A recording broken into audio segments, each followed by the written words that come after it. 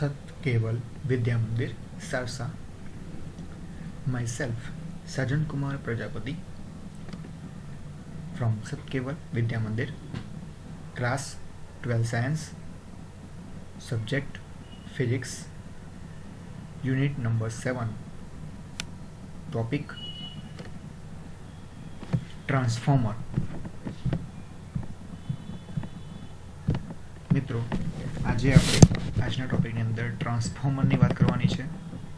Transformer શું છે એના વિશે ચર્ચા કરીશું. તો ચાલો શરૂઆત કરીએ. મિત્રો આજનો પ્રશ્ન છે ટ્રાન્સફોર્મર એટલે શું, તેનો સિદ્ધાંત લખો અને તેની રચના લખો. એટલે કે ટ્રાન્સફોર્મર શું છે, ટ્રાન્સફોર્મર શા માટે જરૂરી છે, ટ્રાન્સફોર્મરની આપણે વિશે ડિટેલ્સની અંદર પૂરેપૂરી વાત કરવાની છે. ટ્રાન્સફોર્મરની વ્યાખ્યા બોલી, તેનો સિદ્ધાંત શું છે અગત્યનું તે વાત છે. ત્યારબાદ તેની બનાવટ એટલે તેની રચના પરથી આપણે એની વાતચીત કરીશું. તો ચાલો શરૂઆત કરીએ. ટ્રાન્સફોર્મર એટલે શું, તેનો સિદ્ધાંત શું છે અને તેની રચના લખો. તો ટ્રાન્સફોર્મર જે છે એ શું છે? તો ટ્રાન્સફોર્મર જે છે એ એસીના નીચા વોલ્ટેજને ઊંચા વોલ્ટેજમાં અને ઊંચા વોલ્ટેજને નીચા વોલ્ટેજમાં રૂપાંતર કરનાર એક વિદ્યુત ઉપકરણ છે, ઇલેક્ટ્રિકલ ડિવાઇસ છે. મિત્રો ટ્રાન્સફોર્મર આપણે અગાઉ એસી ડીસી વિશે વાત તો કરી ચૂક્યા છે, તમને ખ્યાલ આવે છે. એટલે એસી વિશે શું છે એ ફરી સમજાવવાનો અહીંયા પ્રશ્ન ઊભો થતો નથી, એટલે આપણે એના પાછળ સમય ના કરતા ટ્રાન્સફોર્મર વિશે જ વાત કરીશું. ટ્રાન્સફોર્મર શું છે તો ફરી એકવાર કે ટ્રાન્સફોર્મર જે છે એ એસી વોલ્ટેજ હોય એ નીચો હોય તેને ઊંચા વોલ્ટેજમાં અને ઊંચો વોલ્ટેજ હોય તેને નીચા વોલ્ટેજમાં રૂપાંતર કરે છે એવું ડિવાઇસ છે, જેને આપણે ટ્રાન્સફોર્મર તરીકે ઓળખીએ છીએ. હવે ટ્રાન્સફોર્મરની વાત કરીએ તો ટ્રાન્સફોર્મરના પાછળ બે પ્રકાર આવે છે, સ્ટેપ ડાઉન ટ્રાન્સફોર્મર અને સ્ટેપ અપ ટ્રાન્સફોર્મર. મિત્રો એ લખવાનું છે કે ટ્રાન્સફોર્મરના બે પ્રકાર છે. બહુ ઇઝી, આખું જ થિયરી બહુ ઇઝી છે, તમને મળી જશે. ટ્રાન્સફોર્મરના બે પ્રકાર છે, એક પ્રકાર છે સ્ટેપ અપ ટ્રાન્સફોર્મર અને બીજું છે સ્ટેપ ડાઉન ટ્રાન્સફોર્મર. તો ચલો બંનેની વ્યાખ્યા પણ બોલી જઈએ કે સ્ટેપ અપ ટ્રાન્સફોર્મર કોને કહેવાય. તો જે ટ્રાન્સફોર્મરની મદદથી ઇનપુટ વોલ્ટેજ વધારી શકાય તેને સ્ટેપ અપ ટ્રાન્સફોર્મર, અને જે ટ્રાન્સફોર્મરની વાત કરીએ એને એના વડે ઇનપુટ વોલ્ટેજ વધારી શકાય એવું ટ્રાન્સફોર્મર શું કહેવાય? Step up transformer. અને ઇનપુટ વોલ્ટેજ ઘટાડી શકાય એને કહેવાય સ્ટેપ ડાઉન ટ્રાન્સફોર્મર. ચલો ફરી બોલી જઈશું કે જે ટ્રાન્સફોર્મરની મદદથી ઇનપુટ વોલ્ટેજ વધારી શકાય તેને સ્ટેપ અપ ટ્રાન્સફોર્મર, અને જે ટ્રાન્સફોર્મરની મદદથી ઇનપુટ વોલ્ટેજ ઘટાડી શકાય તેને સ્ટેપ ડાઉન ટ્રાન્સફોર્મર કહે છે. હમણાં આપણે આગળ વાત કરી કે ટ્રાન્સફોર્મર એક એવું ડિવાઇસ છે જે ઊંચા વોલ્ટેજને નીચામાં અને નીચા વોલ્ટેજને ઊંચામાં ટ્રાન્સફોર્મ કરી આપે છે. તો આ વાત થઈ ટ્રાન્સફોર્મર એટલે શું એના વિશે અને એના બે પ્રકારો વિશે. જેના બે પ્રકારો આપણે જોયા કે એક છે સ્ટેપ અપ અને બીજું છે સ્ટેપ ડાઉન. હવે એનો સિદ્ધાંત શું છે મેઇન. હવે આપણે સિદ્ધાંતની ત્યારબાદ આપણે રચનાની વાત કરીશું. સિદ્ધાંત શું છે કે અનન્ય પ્રેરણના સિદ્ધાંત ઉપર ટ્રાન્સફોર્મર કાર્ય કરે છે. અનન્ય પ્રેરણ, બરાબર, આપણે આ પણ જોયું છે કે સિદ્ધાંત એનો એવો છે કે અનન્ય પ્રેરણના સિદ્ધાંત ઉપર કામ કરે છે. રચનાની વાત કરીએ તો રચનાની અંદર આપણે ટ્રાન્સફોર્મર જો બનાવવું હોય તો આપણે શું જરૂર પડે એના વિશે ચર્ચા કરીશું. તો ટ્રાન્સફોર્મરની અંદર રચનાની અંદર વાત કરીએ તો આપણે બે કોઇલ અથવા બે ગૂંચળું લઈશું અને એ બે ગૂંચળાનું આપણે એક જોડકું બનાવીશું. આકૃતિમાં આપણે જોઈ શકીએ છીએ કે A+B એટલે બંનેની અંદર આપણે જોઈ શકીએ છીએ કે નરમ લોખંડના ગર્ભ એટલે કોર ભાગ જે છે, કોર ભાગ આપણે ઇંગ્લિશમાં કોર ભાગ કહીએ છીએ અને આપણે ફિઝિક્સની અંદર મોસ્ટ આપણે કોર બોલીએ છીએ. જે કોર ભાગ એટલે કે અંદરનો જે ગર્ભ ભાગ છે એના ઉપર તાંબાના ગૂંચળા હોય, તારના ગૂંચળા હોય છે, કે આનો જે ગર્ભ ભાગ છે એના ઉપર શું હોય છે, તાંબા તારનું ગૂંચળું જોવા મળે છે આ રીતે, રાઈટ. હવે જે પૈકી એક ગૂંચળું જે હોય છે એટલે આ ગૂંચળામાં જે પહેલું ગૂંચળું જે છે એટલે કે એક ગૂંચળું જે છે એને પ્રાઇમરી ગૂંચળું કહેવામાં આવે છે અને જે બીજું ગૂંચળું છે એને સેકન્ડરી ગૂંચળું કહેવામાં આવે છે. અને આપણે પ્રાઇમરી કોઇલ અથવા પ્રાથમિક કોઇલ પણ કહી શકો છો. હવે પ્રાઇમરી કોઇલ છે તો પ્રાઇમરી કોઇલનું ગૂંચળું હોય તેમાં ઓબ્વિયસલી આંટાઓ હોવાના, તો એમાં આંટાઓ છે આપણે આંટાઓની સંખ્યા શું કહીએ છીએ, કેપિટલ N કહીએ છીએ, પરંતુ પ્રાઇમરી ગૂંચળાના આંટાઓની સંખ્યા કહેવાની છે એટલે આપણે એને N ના કહેતા શું કહીશું, N સફિક્સમાં P એટલે કે લખીશું. તો એક ગૂંચળું છે એને આપણે પ્રાઇમરી ગૂંચળું કહીએ છીએ. એટલે પ્રાઇમરી ગૂંચળાના આંટાની સંખ્યા કેટલી છે, NP જેટલી જોવા મળે છે. હવે આ ગૂંચળા બેલ્ટે વીંટાળેલા હોય છે. આ જે ગૂંચળા છે એ ગૂંચળા બેલ્ટે વીંટાળેલા હોય છે. કઈ રીતે? નંબર 1 કોર ટાઈપ, કે કોર ટાઈપ કે નરમ લોખંડનો જે ગર્ભ ભાગ છે એ ગર્ભના અલગ અલગ ભાગો પર ગૂંચળાઓ વીંટાળેલા જોવા મળે છે. એક છે કેવું કે એનો જે ગર્ભ ભાગ છે એના અલગ અલગ ભાગો પર વીંટાળેલો હોય છે. અને સેલ ટાઈપ, જો સેલ ટાઈપમાં કરીએ તો નરમ લોખંડના એક ગર્ભ ઉપર અને નીચે અલગ રહે તેમ બે ગૂંચળાઓ વીંટાળેલા હોય છે. એટલે કે નરમ લોખંડના એક ગર્ભ ઉપર એક ગર્ભ પર અને નીચે, એટલે એક ઉપર તરફ અને એક નીચે તરફ જે આપણે જોઈ શકીએ છીએ. જો આ ગર્ભભાગ છે આખો એનો, અને એક ગર્ભના ભાગના ઉપર તરફ ને એક નીચે તરફ, એ આપણને ગૂંચળાઓ વીંટાળેલા જોવા મળે છે. અને એક શું છે કે ગર્ભના અલગ અલગ ભાગો પર આપણને આ રીતે, એટલે ગર્ભનો ભાગ જે છે અલગ અલગ ભાગો પર આપણને ગૂંચળાઓ વીંટાળેલા જોવા મળે છે. એટલે એને કહીશું કોર ટાઈપ, અને બીજો છે cell type. Right, cell type એટલે કે સેલમાં આપણે જોઈ શકીએ બે ઉપર નીચે આપણને બે છેડાઓ જોવા મળે છે. બરાબર, એ જ રીતે આપણને અહીંયા આગળ બે છેડાઓ ગૂંચળાના રૂપે વીંટાળેલા જોવા મળે છે. તમે જોઈ શકો છો કે આપણને અહીંયા આગળ બે ભાગ આપ્યા છે. આ એના બે ગર્ભભાગ છે, આ એક ગર્ભભાગ છે, આ બીજો ગર્ભભાગ છે. આ બંને ગર્ભભાગ ઉપર આપણને અલગ અલગ ગૂંચળાઓ જોવા મળે છે, જ્યારે અહીંયા આગળ ઉપર નીચેના ગર્ભભાગ પર આપણને ગૂંચળાઓ વીંટાળેલા જોવા મળે છે. આ જે છે પ્રાઇમરી કોઇલ છે, આ બીજી જે ગૂંચળું છે એને સેકન્ડરી કોઇલ કહીશું. એ રીતે આ બાજુ છે પ્રાઇમરી કોઇલ છે, બીજું છે એને સેકન્ડરી ગૂંચળું કહીશું. સેકન્ડરી કોઇલ પણ કહી શકીએ છીએ. એટલે કે એ જે આકૃતિ છે એ એકબીજા ઉપર વીંટાળેલા છે, એ બે ગૂંચળાઓ છે, અને બીજો ભાગ છે એ બે જુદા જુદા ભાગ ઉપર વીંટાળેલા ગૂંચળાઓ બતાવવામાં આવ્યા છે. તો આમ આપણે અહીંયા આગળ રચના બે પ્રકારની કહી શકીએ છીએ, એક કોર માટે અને એક સેલ માટે, યાદ રાખીશું. બીજું ગૂંચળું છે એને આપણે ગૌણ ગૂંચળું પણ કહી શકીએ છીએ, તો સેકન્ડરી ગૂંચળું પણ કહેવામાં આવે છે. બીજું ગૂંચળું છે શું કહેવાશે? ગૌણ ગૂંચળું. પહેલાં કહેવાશે પ્રાઇમરી એટલે કે પ્રાથમિક ગૂંચળું, બીજા કહેવાય છે ગૌણ ગૂંચળું અથવા તો સેકન્ડરી ગૂંચળું તરીકે ઓળખવામાં આવે છે. યાદ રાખજો કે પ્રથમ ગૂંચળાને આપણે પ્રાઇમરી અથવા પ્રાથમિક ગૂંચળું કહેવામાં આવે છે, અને બીજા ગૂંચળાને આપણે સેકન્ડરી ગૂંચળું અથવા તો ગૌણ ગૂંચળ તરીકે ઓળખવામાં આવે છે. જેવી રીતના પ્રાઇમરી ગૂંચળાની અંદર આંટાઓની સંખ્યા આપણે NP કહી હતી, એવી રીતના ગૌણ ગૂંચળાની આંટાઓની સંખ્યા આપણે અહીંયા આગળ NS કહીએ ઓળખીએ છીએ. ઘણી વખત પ્રાઇમરી ગૂંચળાને આપણે અથવા પ્રાઇમરી કોઇલને ઇનપુટ કોઇલ પણ કહેવામાં આવે છે. જે પ્રાઇમરી ગૂંચળું છે એને આપણે કોઈક વાર ઇનપુટ પણ કહીએ છીએ, અને જે સેકન્ડરી છે એને આપણે કોઈક વાર આઉટપુટ કોઇલ પણ તરીકે પણ ઓળખીએ છીએ. યાદ રાખવાનું છે. હવે આપણે આમાં આગળ વાત કરીએ કે ટ્રાન્સફોર્મરના બે પ્રકાર છે, સ્ટેપ અપ ટ્રાન્સફોર્મર અને સ્ટેપ ડાઉન ટ્રાન્સફોર્મર. તો આપણને અહીંયા આગળ એક સ્ટેપ ડાઉન ટ્રાન્સફોર્મરની અને બીજી સ્ટેપ અપ ટ્રાન્સફોર્મરની સંજ્ઞા આપેલી છે, જે આપણે અહીંયા જોઈ શકીએ છીએ. જોઈ શકો છો આ જે સ્ટેપ ડાઉન ટ્રાન્સફોર્મર છે, પ્રાઇમરી સેકન્ડરી ગૂંચળું, અને આપણને ગૂંચળાઓની સંખ્યા બતાવી છે.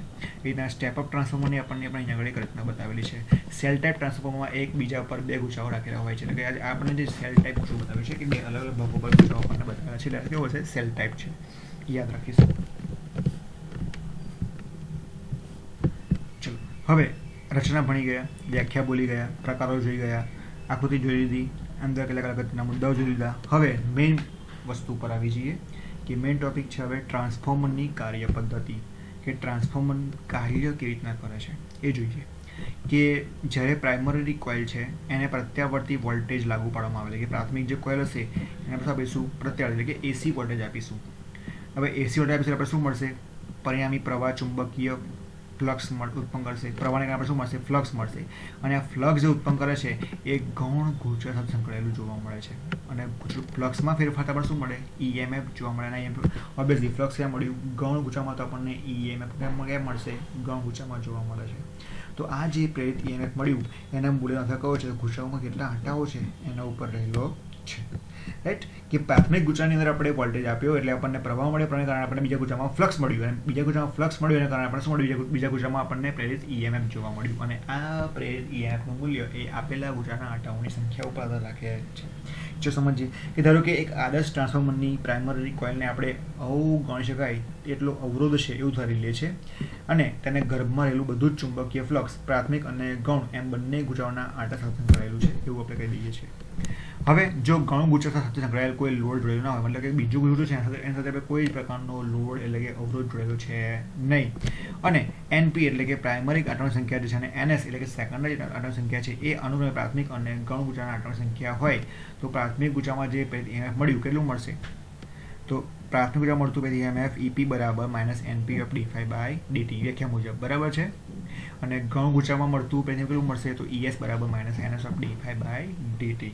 રાઈટ, એટલે કે સેકન્ડરી ગૂંચળામાં મળતું EMF EP એટલે પ્રાઇમરી ગૂંચળામાં મળતું EMF ક્યારે મળે? ફ્લક્સમાં થતા ફેરફાર હોય ત્યારે. કેટલું મળશે? તો એના આંટાઓની સંખ્યા એટલે તો પ્રાઇમરીમાં આંટાઓની સંખ્યા છે NP, સેકન્ડરીમાં આંટાઓની સંખ્યા છે NS. પરંતુ આપણે જાણીએ છીએ કે EP બરાબર આપણે કહીશું કે EP જે છે ઇઝ ઇક્વલ ટુ VP અને S is equal two VS, જ્યાં VP અને VS એ પ્રાથમિક અને સેકન્ડરી ગૂંચળાના સેકન્ડરી ગૂંચળાઓના બે છેડા વચ્ચેનું વોલ્ટેજના મૂલ્ય બતાવે છે. એક ઇનપુટ કહી દઈએ કાં તો આઉટપુટ કહી શકો છો. હવે સમીકરણ નંબર 1ની વાત કરીએ અને સમીકરણ 2ની વાત કરીએ તો આપણે બંને સમીકરણ પરથી આપણે ઓળખી શકીએ કે EP બરાબર લખીશું VP અને ES બરાબર લખીશું VS. તો VP બરાબર -NP into dy by dt અને VS બરાબર -NS into dy by dt જોવા મળશે. અને બંનેનો આપણે ગુણોત્તર લઈ લઈએ તો VS છેદમાં VP ઇઝ ઇક્વલ ટુ શું આવશે NS છેદમાં NP dy by dt cancel out minus plus. તો VS બાય VP બરાબર NS બાય NP જોવા મળે છે. આ ગુણોત્તર બહુ જ અગત્યનો છે, તમારે યાદ રાખવાનો છે. તો રચનામાં આપણે કામ કરતાં એટલે આપણે રચનામાં જોયું કે જ્યારે કોઈ ગુચ્છામાં આપણે વિદ્યુત પ્રવાહ આપે છે તો બીજા ગુચ્છામાં આપણને શું મળે છે? ફ્લક્સ જોવા મળે છે, જેને કારણે આપણને આપેલા આ ગુચ્છામાં શું મળશે? પ્રેરિત EMF મળશે. અને આ પ્રેરિત EMFનું મૂલ્ય એ આપેલા ગુચ્છાના આંટાઓની સંખ્યા ઉપર આધાર રાખે છે. એના ઉપરથી આપણે અહીંયા એવું ધારો કે પ્રાથમિક ગુચ્છામાં આપણને અહીંયા મળતું હોય તો EMFનું મૂલ્ય કેટલું? તો શોધ્યું કે EP બરાબર આટલું. એ રીતના આપણે ગૌણ ગુચ્છામાં મળતું હોય તો ગૌણ ગુચ્છામાં મળતું EMF કેટલું? તો ES બરાબર આટલું મળ્યું. હવે આપણે ધારો કે અહીંયા ES બરાબર EP છે, ES બરાબર VS છે અને EP બરાબર VP છે. ત્યાં VS અને VP શું છે? તો એ આપેલા અનુક્રમે ગુચ્છાઓના બે છેડા વચ્ચેનો વોલ્ટેજ છે. બસ ઇનપુટ વચ્ચે પણ વોલ્ટેજ હોવાનો એટલો આપણને આઉટપુટ વચ્ચે પણ વોલ્ટેજ મળવાનો જ છે. તો આ વેલ્યુઝને આપણે સંખ્યામાં એપ્લાય કરી તો આપણને એક ગુણોત્તર મળ્યો. ગુણોત્તર કયો મળ્યો? કે VS બાય VP બરાબર NS બાય NP. અને આ ગુણોત્તર બહુ અગત્યનો છે. કેમ અગત્યનો છે? ચલો જોઈએ કે આ સંબંધ 3 ધારણાઓને આધારે મળેલ છે, જે નીચે મુજબ છે. પહેલું એટલે આપણે જે સંબંધ મળ્યો, આ સંબંધ આપણને ઉપર આપણે કેટલીક ધારણાઓ કરી, કેટલીક અગત્યની ચર્ચાઓ કરી એના દ્વારા મળ્યો છે. કઈ મળી છે? કયો મળ્યો છે? ચલો લઈએ. નંબર 1 કે પ્રાઇમરી પ્રવાહ અને તેના અવરોધ નાના હોય છે. કે પ્રાઇમરી જે પ્રવાહ જે છે એ નાનો હોય છે, તેમજ એની અંદર આપણે જે અવરોધ જોડ્યો છે એ પણ નાનો છે. યાદ રાખજો, આપણે ગૌણ ગુચ્છામાં કોઈ જ પ્રકારનો લોડ જોડતા નથી. હા, પ્રાઇમરી ગુચ્છામાં આપણે અવરોધ જોડીએ છીએ ત્યારે આપણને બધી વસ્તુ જોવા મળે છે. તો અહીંયા આપણે એવું કહ્યું છે કે પહેલો મુદ્દો એ છે કે પ્રાઇમરી પ્રવાહનું મૂલ્ય નાનું હોય છે, તેમજ અવરોધ પણ કેવા હોય છે? નાના હોય છે. એટલે કે ઇનસ્ટેડ ઓફ ઇનપુટ આપણને ઓછો જોવા મળે છે. આપણે યાદ રાખવા માટે છે. બીજો મુદ્દો, પ્રાઇમરી અને સેકન્ડરી ગુચ્છાઓમાં આંટા દીઠ સમાન ફ્લક્સ સંકળાયેલું હોય છે. એટલે કે પ્રાઇમરીની વાત કરીએ કે સેકન્ડરી ગુચ્છાની વાત કરીએ, એમાં આંટાઓની દ્રષ્ટિએ આપણને ફ્લક્સ જોવા મળે છે. કારણ કે ખૂબ જ ઓછું ફ્લક્સ ગર્ભમાંથી છટકી જાય. કારણ કે જો ઓછું ફ્લક્સ મળે તો આપેલા ભાગમાંથી શું કરશે? છટકી જવાનો પ્રયત્ન કરશે. નંબર 3 કે સેકન્ડરી પ્રવાહનું મૂલ્ય ઓછું હોય છે. એટલે કે બીજો ગુચ્છું જે છે એમાં મળતું પ્રવાહ મૂલ્ય કેવું હશે? ઓછું જોવા મળે છે. બરાબર. હવે આના પરથી આપણે કહી શકીએ કે સેકન્ડરી કોઇલ જે છે એના આંટાઓની સંખ્યા ધારો કે આપણે NS લઈએ છીએ અને પ્રાઇમરી ગુચ્છાઓ જે છે એના આંટાની સંખ્યા આપણે NP લઈએ છીએ. અને એનો ગુણોત્તરને આપણે શું કહીશું? ટ્રાન્સફોર્મેશન ગુણોત્તર લેમ્બડા કહીશું. કે સેકન્ડરી કોઇલના આંટાઓની સંખ્યા અને પ્રાઇમરી કોઇલના આંટાઓની સંખ્યાના ગુણોત્તરને ટ્રાન્સફોર્મેશન ગુણોત્તર કહેવામાં આવે છે. આ બહુ ઇમ્પોર્ટન્ટ લાઇન્સ છે કે ટ્રાન્સફોર્મર ગુણોત્તર કોને કહેવાય? કેપિટલ લેમ્બડા કોને કહેવાય? કેપિટલ નહીં, લેમ્બડા કોને કહેવાય? તો આંટાઓની સંખ્યાઓના ગુણોત્તર. કયા આંટાઓની સંખ્યા ગુણોત્તર? તો સેકન્ડરી છેદમાં પ્રાઇમરી. આ રીતના પણ તમે યાદ રાખી શકો છો. એટલે કે NS બાય NP. જે NS છે સેકન્ડરી આંટાઓની સંખ્યા, જે P છે પ્રાઇમરી ગુચ્છાઓની આંટાઓની સંખ્યા. હવે અહીંયા જે સેકન્ડરી ગુચ્છાઓની આંટા સંખ્યા છે NP કરતાં જો મોટી હોય, આમાંથી આપણે બે વ્યાખ્યાઓ પણ લખી શકીએ. જે આપણે અગાઉ સ્ટેપ અપની વાત કરી, સ્ટેપ અપમાં આપણે જોયું કે સ્ટેપ અપ ટ્રાન્સફોર્મર કોને કહેવાય અને સ્ટેપ ડાઉન ટ્રાન્સફોર્મર કોને કહેવામાં જોયું કે આપણે વધારે વોલ્ટેજ મેળવી શકાય, ઓછો વોલ્ટેજ મળી શકાય ત્યાં ઇનપુટમાં. એના પરથી વ્યાખ્યાઓ બોલે. તો અહીંયા આપણે આંટાની સંખ્યા પરથી પણ સ્ટેપ અપ અને સ્ટેપ ડાઉનની વ્યાખ્યા બોલી શકીએ કે જો NSનું મૂલ્ય NP કરતાં વધારે હોય તો આઉટપુટ વોલ્ટેજ, આપણે ત્યાં ઇનપુટની વાત કરી હતી, હવે અહીંયા આપણે આઉટપુટ કરી છે કે આઉટપુટ વોલ્ટેજમાં વધારો થાય છે તો આવા ટ્રાન્સફોર્મરને સ્ટેપ અપ, મતલબ કે વોલ્ટેજનો વધારો જ થાય, બરાબર, એ આવે સ્ટેપ અપ. વોલ્ટેજનો ઘટાડો થાય એ આવે સ્ટેપ ડાઉન. અને જો NSની મૂલ્ય NP કરતાં ઓછું હશે તો આપણને આઉટપુટમાં વોલ્ટેજમાં શું મળશે? ઘટાડો જોવા મળશે. તો આવા ટ્રાન્સફોર્મરને સ્ટેપ ડાઉન ટ્રાન્સફોર્મર કહેવામાં આવે.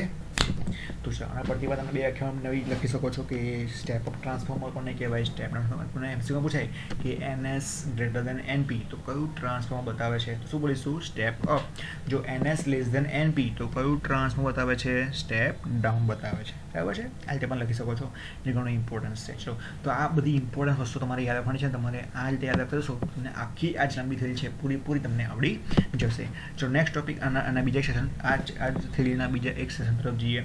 એનો પ્રશ્ન મને પૂછાય કે આપણે અગાઉ જે આદર્શ ટ્રાન્સફોર્મર માટેની વાત કરી કે આદર્શ ટ્રાન્સફોર્મર માટે પાવરના સૂત્રનો ઉપયોગ કરી આપણે IP છેદમાં IS બરાબર VS છેદમાં VP બરાબર NS છેદમાં NP મેળવવાનું છે. એટલે કે આપણે અગાઉના આદર્શ ટ્રાન્સફોર્મરની જે મૂલ્ય વેલ્યુ સુધી એના પરથી આપણે પાવરનું મૂલ્યનો ઉપયોગ કરી આવું કંઈ સૂત્ર લાવવાનું છે. તો આદર્શ ટ્રાન્સફોર્મરની વાત કરીએ તો એવું ટ્રાન્સફોર્મર જો હોય જેને આપણે આદર્શ કહીએ છીએ તો એની કાર્યક્ષમતા કેવી મળે? 100% મળે. મતલબ કે એમાં ઉર્જાનો વ્યય થતો, ક્યાંય ઉર્જા વપરાય છે, ઉર્જાનો વ્યય થતો નથી. એવું તો પોસિબલ જ નથી. ઇનપુટ અને આઉટપુટ પાવર કેવો હોય? સરખો હોય છે. મતલબ પાવર P બરાબર પાવર પી વાત કરીએ તો પાવર પી બરાબર વી ઇન્ટુ આઈ. પાવર પીને શું કહેવાય? વોલ્ટેજ ઇન્ટુ, આપણે જાણીએ છીએ કે પાવર પી બરાબર વી ઇન્ટુ આઈ, એટલે કે પાવર પી બરાબર પ્રવાહ ગુણ્યા વોલ્ટેજ, એટલે કે ઇનપુટ પાવર બરાબર આઉટપુટ પાવર. બરાબર છે કે ઇનપુટ પાવરનું મૂલ્ય બરાબર જેટલો ઇનપુટ છે એટલો કેટલો છે આપણને આઉટપુટ જોવા મળે છે. પાવર પી બરાબર વીઆઈ પરથી તો પ્રાઇમરી બરાબર શું આવશે? આઈપીવીપી, અને સેકન્ડરી માટે શું આવશે? આઈએસવીએસ. એટલે થોડી ઉર્જાનો હંમેશા વ્યય થતો હોય છે. આમ તો વ્યય તો થાય, થોડો પણ થાય તો ખરો જ. છતાંય સારી રીતે ડિઝાઇન કરી ટ્રાન્સફોર્મરની ક્ષમતા 95 કરતાં પણ વધુ જોવા મળે છે. 100% તો નહીં, પરંતુ 95% પણ જોવા મળે છે. એટલે કોઈ ટ્રાન્સફોર્મર 100% કાર્યક્ષમતા ધરાવતું હોય એ તો પોસિબલ છે નહીં. એટલે આપણે આના પરથી એક એ વાત કરીએ છીએ કે આદર્શ ટ્રાન્સફોર્મરની વાત કરીએ તો આદર્શ ટ્રાન્સફોર્મર માટે વીએસ છેદમાં વીપી બરાબર એનએસ બાય એનપી આ ગુણોત્તર આપણે યાદ રાખવાનું છે કે જ્યાં વીએસ અને વીપી છે એ ગૌણ અને પ્રાથમિક ઉર્જાના બે છેડા વચ્ચેનો વોલ્ટેજ છે, અને એનએસ અને એનપી છે એ ગૌણ અને પ્રાથમિક ઉર્જાના શું બતાવે છે? આંટાઓની સંખ્યા બતાવે છે. રાઈટ. તો સમીકરણ નંબર 1 એટલે આપણે આગળ જે મેળવ્યું એ સમીકરણ નંબર 1 એટલે કે આઈપીપી બરાબર આઈએસવીએસ, અને સમીકરણ નંબર 2 જે મેળવ્યું કે વીએસ છેદમાં વીપી બરાબર એનએસ છેદમાં એનપી, એના ઉપરથી આપણે લખી શકીએ કે આઈપી છેદમાં આઈએસ બરાબર વીએસ છેદમાં વીપી બરાબર એનએસ છેદમાં એનપી. રાઈટ. જો અહીં તમે લખી શકો છો કે અહીંયા આઈપી છેદમાં આઈએસ આઈએસ છેદમાં આઈપી લખો તો શું આવે? VP by VS. તેના ઉપરથી આપણે લખી શકીએ છીએ આગળ કે વીપી બાય વીએસ બરાબર શું મળશે આપણને? આઈએસ બાય આઈપી બરાબર is equal to VS by VP બરાબર એનએસ બાય એનપી. અને અહીંયા જે આઈ અને વી જે છે એ દોરણોની આપણને આવૃત્તિ એસી છે એના જેટલી જ જોવા મળે છે. તેથી સમીકરણ નંબર 3 છે એને અનુરૂપ રાશિઓના કંપ વિસ્તાર એટલે કે એ અને આરએમએસ નંબરનો ગુણોત્તર આપણને પણ જોવા મળે છે. ખાલી યાદ રાખવા માટે છે, જસ્ટ માહિતી માટે છે. રાઈટ. તો આ વાત છે ટ્રાન્સફોર્મરના અગત્યના સમીકરણ અને તેની અગત્યની ચર્ચાઓ વિશે. રાઈટ. હવે આ બધું બાદ ક્વેશ્ચન જોઈ લઈએ કે ટ્રાન્સફોર્મરના લીધે વોલ્ટેજ અને પ્રવાહ પર કેવી અસર થાય છે, કે ટ્રાન્સફોર્મરને લીધે વોલ્ટેજ અને પ્રવાહમાં શું અસર જોવા મળે એ જોઈએ. કે આપણે બીજી ગેમ કોઈ પણ પરિપથ અંદર આપણે ઇનપુટ વોલ્ટેજ અને આઉટપુટ વોલ્ટેજ મેળવતા જ હોઈએ છીએ, પરંતુ ટ્રાન્સફોર્મરની ઉપયોગ કરતા હોય તો વોલ્ટેજ અને પ્રવાહમાં શું ફેરફાર જોવા મળે એ સમજી લઈએ. કે આદર્શ ટ્રાન્સફોર્મર માટે વાત કરીએ તો આદર્શ ટ્રાન્સફોર્મર માટે આપણે એનું સૂત્ર જાણીએ છીએ કે શું છે? તો વીએસ બાય વીપી બરાબર એનએસ બાય એનપી. કારણ કે જો પ્રાથમિક ગુચડા કોઇલ કરતાં સેકન્ડરી કોઇલમાં જો આંટાની સંખ્યા વધારે હોય એટલે કે એનએસ ગ્રેટર દેન એનપી હોય તેને શું કહેવાય? સ્ટેપ અપ ટ્રાન્સફોર્મર કહેવાય. માટે VS less than greater than શું મળશે? વીપી મળશે. એટલે કે પ્રાઇમરી વોલ્ટેજ કરતાં સેકન્ડરી વોલ્ટેજ કેવો મળશે? વધારે મળશે. દેટ મીન્સ કે પ્રવાહ આઈપી ઇઝ લેસ દેન શું મળશે? આઈએસ પરથી આપણને પ્રાઇમરી પ્રવાહ કરતાં સેકન્ડરી પ્રવાહ શું મળશે? ઘટતો જોવા મળે છે. રાઈટ. આના પરથી એવું ફલીભૂત થાય કે જો અને બીજું કે જો પ્રાઇમરી કરતાં સેકન્ડરી આંટાની સંખ્યા ઓછી હોય એટલે કે એનએસ લેસ ધેન એનપી હોય તો આપણને સ્ટેપ ડાઉન ટ્રાન્સફોર્મર જોવા મળે, એટલે કે વીએસ લેસ ધેન શું મળે? વીપી મળે આના ઉપરથી. અને આવું થાય તો શું મળશે? આઈપી લેસ ધેન આઈએસ મળશે. કારણ કે આપણને જોઈ શકે આઈપીનું પ્રવાહનું મૂલ્ય આઈએસ કરતાં કેવું હશે? ઓછું હશે. બરાબર છે. અને આવું થશે એટલે કે પ્રાઇમરી પ્રવાહ કરતાં સેકન્ડરી પ્રવાહમાં કેવો હશે? વધારો જોવા મળે છે. એટલે આપણે આના પરથી એવું કહી શકીએ કે હા કે ટ્રાન્સફોર્મરના લીધે આપણને વોલ્ટેજના પ્રવાહમાં વોલ્ટેજના ઘટાડાના પ્રવાહમાં પ્રવાહના વધારા ઘટાડામાં આપણને આ રીતે તફાવત જોવા મળે છે. રાઈટ. વાત કરી લઈએ કે ટ્રાન્સફોર્મરના અગત્યના ઉપયોગો, કે ટ્રાન્સફોર્મરના કેટલાક ઉપયોગો છે, કયા કયા છે? તો નંબર 1 કે રેડિયો રિસીવરમાં, ટેલિફોનમાં, લાઉડ સ્પીકરમાં નાના ટ્રાન્સફોર્મરનો ઉપયોગ થાય છે. રેડિયોની વાત કરીએ, ટેલિફોનની વાત કરીએ, લાઉડ સ્પીકરોની વાત કરીએ તો તેની અંદર આપણને નાના નાના સ્પીકર નાના ટ્રાન્સફોર્મરો જોવા મળે છે. Number 2 TV, refrigerator, air conditioner એટલે કે એસી, કમ્પ્યુટર્સ વગેરેમાં તથા વોલ્ટેજ રેગ્યુલેટર્સમાં પણ ટ્રાન્સફોર્મરનો ઉપયોગ થાય છે. એ બધામાં આપણે વોલ્ટેજ વધારો ઘટાડો કરવો હોય તો માટે ટ્રાન્સફોર્મર તો જરૂરી જ છે. તો ટીવીની અંદર વાત કરીએ, રેફ્રિજરેટરની વાત કરીએ, આપણે નહીં કહેતા પાવર ઓછો વધારે છે, રેફ્રિજરેટર વધારે કુલિંગ થાય એવી રીતના કન્ડિશનમાં પાવર વધારે ઘટાડીએ છીએ.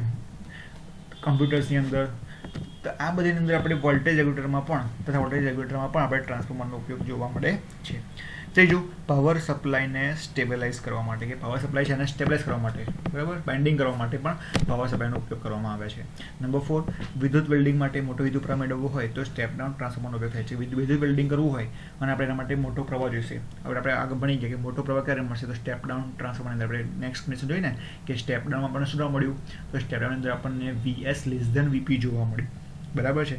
તો ત્યાં આપણને મળતું તો એવું કોને કહેવાય? તો સ્ટેપ ડાઉન ટ્રાન્સફોર્મર કહેવાય ટ્રાન્સફોર્મરને. તો એની અંદર આપણે વિદ્યુત પ્રવાહ મોટો મળતો હતો એ આપણે જોયું હમણાં જ. તો એ દરમિયાન માટે જો વિદ્યુત પ્રવાહ મોટો મેળવવું હોય વિદ્યુત વેલ્ડિંગ માટે તો આપણે કેવું ટ્રાન્સફોર્મર જોઈશે? સ્ટેપ ડાઉન ટ્રાન્સફોર્મર જોઈશે. ભઠ્ઠીની અંદર ધાતુને ઓગાળવી હશે તો સ્ટેપ ડાઉન ટ્રાન્સફોર્મરનો ઉપયોગ કરવામાં આવે છે. નંબર 5 નંબર 6 એક્સરેનું ઉત્પાદન વધારવા અથવા એક્સેલનું ઉત્પાદન કરવું હોય તો એના માટે પણ સ્ટેપ અપ ટ્રાન્સફોર્મરનો ઉપયોગ કરવામાં આવે છે, જ્યાં પ્રવાહનું મૂલ્ય ઓછું હોય છે. એક્સેલનું ઉત્પાદન કરવા માટે પણ સ્ટેપ અપ ટ્રાન્સફોર્મરનો ઉપયોગ, ઇન્સ્ટેડ ઓફ આપણને અલગ અલગ સ્ટેપ ટ્રાન્સફોર્મરના અહીંયા આગળ ઉપયોગો આપેલા છે, જે આપણે જોઈ શકીએ છીએ. અને આનાથી એક લાસ્ટ એનો ઉપયોગ જોઈ લઈએ કે પાવર સ્ટેશનમાં ઉત્પન્ન થતી વિદ્યુત ઉર્જાને ગ્રાહકો સુધી પહોંચાડવા માટે પણ ટ્રાન્સફોર્મરનો ઉપયોગ થાય છે. કે પાવર સ્ટેશનની વાત કરીએ તો પાવર સ્ટેશનની અંદર ઉત્પન્ન થતી જે વિદ્યુત ઉર્જા છે, આ વિદ્યુત ઉર્જાને ગ્રાહકો સુધી પહોંચાડવી છે અલગ અલગ કન્ડિશનમાં, અલગ અલગ વોલ્ટેજની અંદર, તો આના માટે એટલે આપણે જાણીએ છીએ કે દરેક જગ્યાએ આપણને વોલ્ટેજ કેવું મળે, નાની મોટી જોવા મળે છે. તો એના માટે પણ આપણે જાણીએ છીએ કે ટ્રાન્સફોર્મરનો ઉપયોગ જ છે કે વોલ્ટેજને વધારો ઘટાડો કરવા માટેનો ઉપયોગ કરવામાં આવે છે. તો એના માટે ખાસ મહત્વનું છે ટ્રાન્સફોર્મર. તો આપણને અહીંયા કેટલાક અગત્યના ટ્રાન્સફોર્મરના ઉપયોગ આવેલા છે, જેને આપણે ખાસ નોંધ લેવાની છે. તો આજે આપણે ટ્રાન્સફોર્મરની વાત કરી, આખી થિયરી જોયા, એમાં દરેકને ખ્યાલ આવ્યો હશે એવી આશા. તો નવા સેશન સાથે ફરી મળીએ, ત્યાં સુધી જય હિન્દ, જય Bharat. Thank you very much.